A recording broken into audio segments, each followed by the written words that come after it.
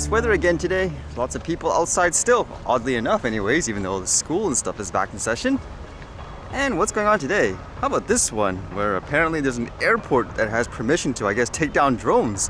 This one says Dublin Airport can now strike back against drone disruptions. As it says here, Dublin Airport now has the legal right and technology to take down drones that present a risk to its operations. This follows a series of flight delays and diversions earlier this year caused by drone sightings near the airport. Dublin Airport's operator, the DAA, called the new legislation to give it the authority to tackle drone disruptions. And how bad is the problems according to them? It says these disruptions reached a peak in March when a single drone sighting caused 3 flight diversions and suspended operations at Dublin Airport for around half an hour. The DAA originally called for new legislation, a state agency responsible for managing counter-drone technology and harsher sentences to tackle this issue.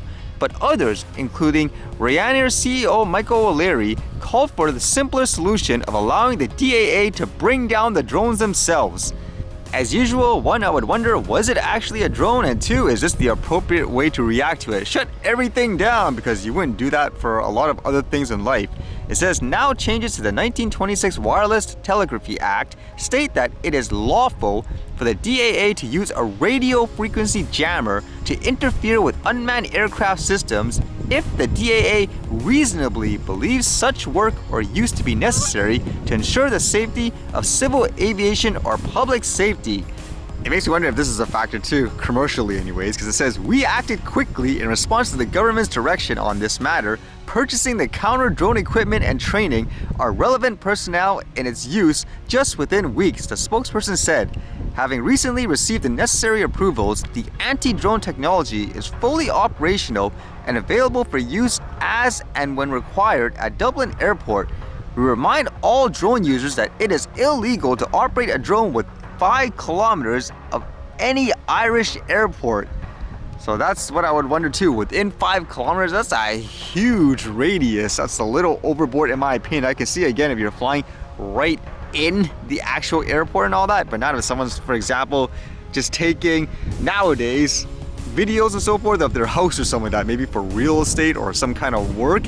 Like with this range, imagine them jamming every drone within 5 kilometers of the airport. That would be a little crazy, wouldn't it? It makes you think again too, is this an example of when there's money to be made with a company, they can get laws changed really quickly. That's what it seems like anyways.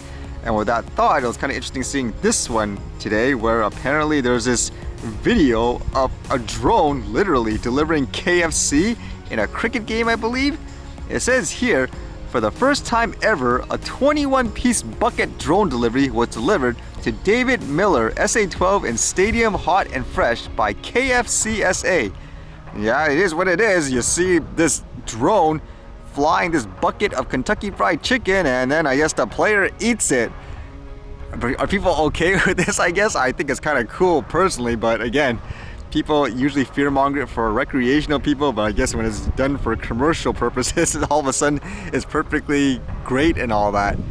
Can you imagine this in a stadium where if you had drones delivering stuff like those peanuts and drinks and all that, or would you think, nope, that's too much of a, I guess, logistical nightmare? I don't know. I can imagine it in the future anyways if they have a system of sort basically nailed down. I'd probably do it just for the novelty. I don't know if it's better than just having someone walk down the aisle and giving you food during a game and all that. But either way, this stuff is going to be more prevalent. And again, with that story before of the ability to jam every drone within 5 kilometers, I don't know if you could actually do that in such a broad scale versus if it's actually in, let's just say, the airport and all that. And speaking of things like airports, I just read this which sounded kind of interesting, and I was wondering what's going on here. It says, viral vomit incident on Air Canada flight probed by Public Health Agency of Canada. A vomit incident, huh? Like, what's going on here?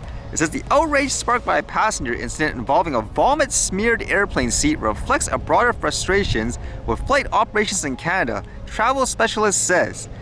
So apparently I was trying to find, I guess, the post, and I believe it was this one on Facebook, where somebody posted a message essentially stating when they got in the airplane, their seat, it still had traces of vomit over it. So I guess the smell was still there and all that. And the airline, like the Air Canada, I guess, staff and all that were kind of insisting, you know, just sit on it and take the flight and all that?